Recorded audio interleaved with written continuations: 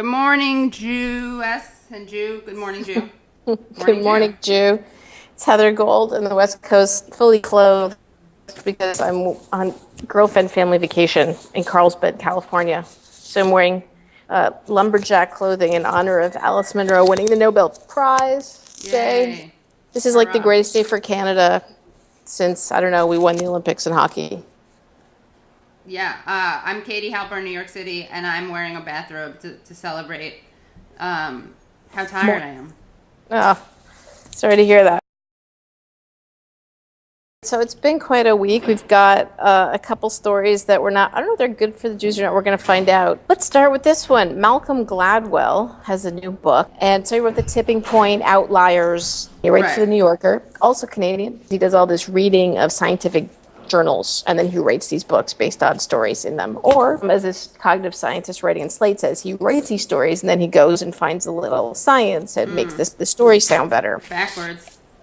Right. So he says basically this guy's saying, look, this writer actually really does matter because he writes things he writes, he describes as laws and principles. They're described as scientifically true. They're not. This is not good science or good research in terms of what he's quoting and how it means scientifically. They're great stories. Right. But they're not really great science. So It's more they're not weird science, like that 80s movie. It's the height of science. Science has never really gotten back to being as sexy as that. So then at the same time as this criticism, he's announced in an interview that he's Christian. He's super Christian again. He's a Mennonite. He grew up evangelically in a Mennonite community. And one of the things he said in this interview is it changes how people read you if you believe in God. It gives insight into your motivation, how you look at problems, and how you deal with people. Right, like, I think he's an idiot now. Just kidding. Just kidding, religious people. I don't think that at all. Just kidding. Well, I thought it was interesting because of this whole story versus science first question and how much religion plays into that. Like, if you see everything as this magical wonderland of interlocking majesty because of godness, and then you would see everything that way, is science all just there to back up your feelings? And I mean, so this guy in this article is saying he's no different than the people writing The Secret or the Law of Attraction, or the Left Behind, the Rapture books. I don't know. Do they have science quoted in there? I don't know, but I just think I'm just trying to find something Christian-y to compare it to. What would be interesting would be to look at a comparison between his I believe in Christ period writings and his I don't believe in Christ period writings. I don't know that he ever stopped believing in Christ. I think it's now he feels like I'm returning. According to this interview, this book really helped him return to it because he came across all these stories of people whose faith really helped them or is part of how these amazing things happen to them. And he thought, I can have that too. But he said he always had in his FAQ or something on his site that he believes in God. So I don't know if he ever dropped Jesus totally. For real, he has stuff to say about Jesus, the popular Jew among some. Right. You're welcome, Christians. Yeah, I know. There's not a lot of citing there. So is it good for the Jews? Well, I don't know. Like, are we on science's tip, or we seem to have moved, like depends on the kind of Jew you are, I suppose. He looks like a Jew, which is funny. Well, he's, part from the West Indies, I think. That'll do it. Just the hair. You have some kind of mix. Any mix, I think, lends itself to a Jewish look.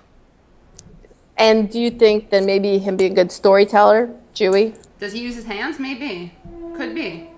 His willingness to just take facts and cherry pick them and use them to help sell his book. Sounds like the neocons, the Jewish neocons. Paul Wolfowitz, Ron Paul. Yeah. I mean, there are non-Jews who do that too, let's be honest. George Bush. Well, he didn't do any of that. Dick Cheney. Condi. Bush just got the notes, like the highlighted, the picture diagrams or something explaining it. I'm going to say we would like facts, so I don't know that Gladwell is good for the Jews anymore. I mean, no, but he is good because he's not a Jew, so he gets to go on the other team. We're not associated with him, and so the more he's affiliated with Christianity, the better it is for us if we don't like him. His anti-factism gets thrown out into that Christian area. It doesn't reflect poorly on us. His anti-factism gets thrown into the Christian area. Yeah. I just like that sentence, even though I don't know what it means. I'm keeping it. The name of my memoirs. I love it. So the next story, where do Ashkenazi Jews come from? This was really depressing.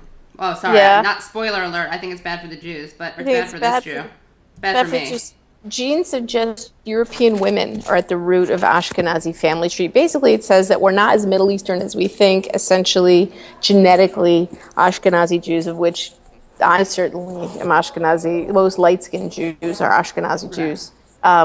Are actual, which would explain it, more European. Exactly. And So they used to think, I guess, that it was more Jews coming together from the Middle East to Europe.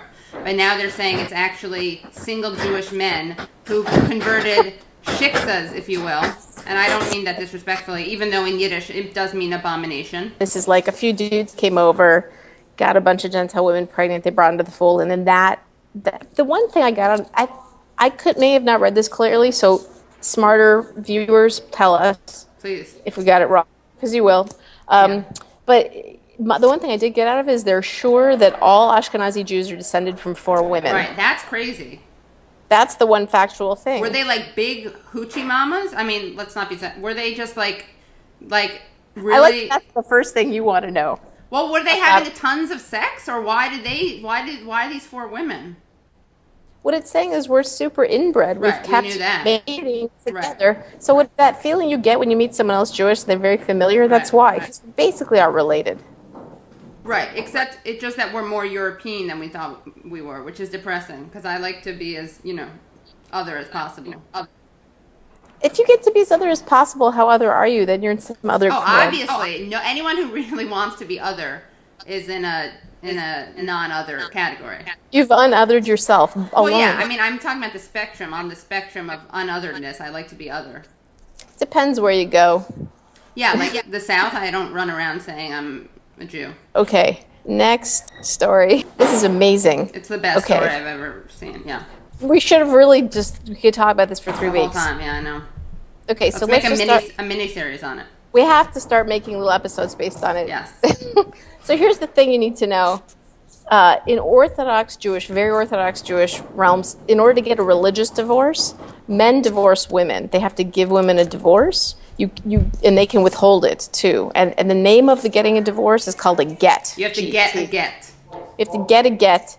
And if they won't divorce you, like there's all these women called agunaz or grass widows, like where their husbands have disappeared, or let's say they died in war or something, then you have to go to a court to get it because they can't divorce themselves. They need the guy involved. There's a movie called A Simple Man or A Sensitive Man, a serious man that the Coen brothers did that actually has a get in it. Apparently lots of men, and super religious, like with the payas and the strummel, the big hat and everything, don't give their wives divorce. I don't know why, because they can do whatever they want, because it's complete patriarchy.